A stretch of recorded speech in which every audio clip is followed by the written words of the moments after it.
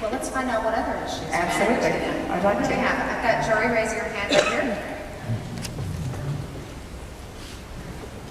But I think that childcare is actually an issue that impacts mothers and non-mothers, and to the fact that we can only compete globally to the extent that we can train people and actually get them to their jobs. So I think that we have a horrible record as a country of providing quality and affordable childcare to our working parents. I know it was one of the things I struggled with most when I became a mother. Can you talk a little bit about childcare? The big problem, of course, is that we don't have enough slots in childcare. We don't have because there are fewer slots, we end up sometimes in a position where we don't have competition to provide the full range of services that we need. Education should be a birth to death experience. Starting at the other end, not childcare. If I graduated from college in 1971, we didn't even have selectric typewriters at that point, much less computers. I needed to have lifelong learning if I was going to keep up with changes in technology and imagine what the people who are graduating, the changes that are going to happen to the young people who are graduating this year by the time they're 58. But we need to also start earlier, which means that we need to make certain that young people, a lot of people think if you're a working mom, that's when you need to have childcare. Actually, I realize that this may be in some groups, some populations, an unpopular position. This is not the campaign position. I actually think it's helpful for all children to be engaged in some childcare activities during the week. Some sort of group socialization. It could be play groups, but sometimes it's better if it's a more structured environment. Because we sometimes need to teach both parents and children. I know, I feel myself an educated parent, and I thought if I put my child down in front of PBS and they're stimulated by it, they appear to be stimulated, they're dancing to whatever music is playing, that would keep them occupied for an hour. I could shower if I needed to or do whatever, but it wasn't harming them. This actually turns out to be, in that 1 to 3 age group, the worst thing I could probably do for them. I wasn't educated, and I imagine that's true of a lot of parents around the country. So the process of getting them involved in childcare can also be an educational experience for the parents who are engaged in it. We need to do the way we need, and John, that was from, had some of my personal opinion. John's opinion and his policies, that birth to death education, which means that at the very least we have Head Start. We need to also include something akin to what North Carolina has, which is Smart Start, starting at age 3. But we also need to pick up the children who are 1 to 3 and make certain that they are getting not just a place for you to park them during the time you work, but a place where they get the kind of stimulation that's going to make them effective learners when they do get to school. This means a tremendous investment in early childhood educators, which we have never really made. It's one of the highest turnover jobs in the entire country is early childhood education. What we need to do is to educate a larger group of people to be childhood educators, which means making that an attractive occupation. Some of the minimum wage increases should help do that. John wants to increase that further.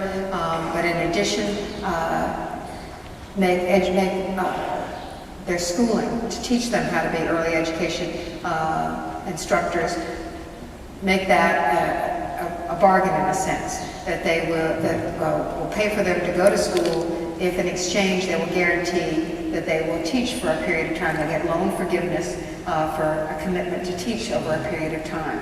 I think that we have a very bad 5-year retention rate by the time they get to elementary school, and it's much, much worse in early childhood education. So part of solving the problem is making sure we have more educators, more competition, which will increase both the availability of slots and the desire of facilities to provide a fuller range of services, which will be the quality child care that you're looking for. I just moved from Washington, D.C. back to upstate New York. What I keep finding is, in D.C. there are all these young people who, they're also very heavily involved in politics. But in upstate New York, it's not the same. I always have to explain things about the election, and all my friends are asking me about the election. what I think about this, that, and the other thing, because I've had this experience, so I wanted to know if you could speak to the involvement of young people in politics and the political process, especially in this upcoming race, which is really, really important. John's been trying to do that, and I think pretty successfully. Between the time he was in the Senate and the time he was running, he went around the country to college campuses talking about poverty. I think that one of the things that made some people so politically active who were in my age group was that we had a cause. In that case, it was the Vietnam War, and we all became energized. We saw that, I think sometimes we deluded ourselves to how much difference we were making, since we did all that. At least it was in the 60s, and then the war didn't end for how many more years, but we did at least start a national conversation because we were active and we were expressing, and we felt powerful because of it. I think one of the reasons that young people are not involved is that they feel powerless. They don't think that their voice is heard, and we need to find ways to empower them. John's done that through the poverty work, giving young people opportunities and locations, showing them how they can make a difference in one person's life or 10 people's lives by getting out there and acting in their communities. And then he took 800 college kids, not this year, but the last spring break, to New Orleans and to the Gulf Coast. I think actually they worked, they didn't work in New Orleans, they worked in St. Bernard's Parish, cleaning out houses and doing rebuilding. And those young people now, those 800 young people, we still keep in contact with. A number of them are highly involved, both in political campaigns and but also in community work. John also is coexisting with his campaign is an organization called One Core, which gives people in their communities a chance to do either poverty work or other kind of work, find a community acting out, sort of empowering people to make a difference, because it's that sense that your activity is actually heard somewhere. I do think that we have an opportunity both with the Iraq War and with global warming issues that I think ignite young people, and I have seen throughout the country real power in young people's interest in stopping the genocide in Darfur. We need to take those issues, as John has done with poverty, and translate them into ways people can, the young people can see that their voice actually is heard. So I think it's part of the jobs of campaigns, Democrats or Republicans, wherever they are on the spectrum, to hand those young people a megaphone and give them ways that they see an echo for what it is they do. I think it not only, of course, helps the campaign in or whatever activity you're doing in the short run, but it also creates that long run effect that happened with my generation, where people continue to be involved in politics because they felt empowered.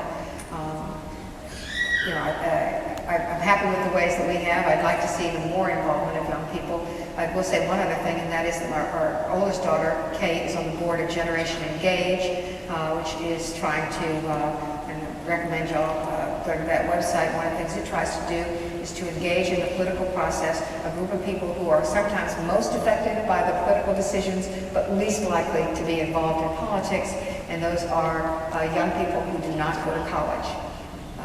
That's a very politically inactive group, and so they try to do lots of ways of outreach to that group, and I'm hopeful that'll be a new group that sometimes we don't think about. You want to get young people involved, you go to a college campus, but getting those people involved in the political process is enormously important as well.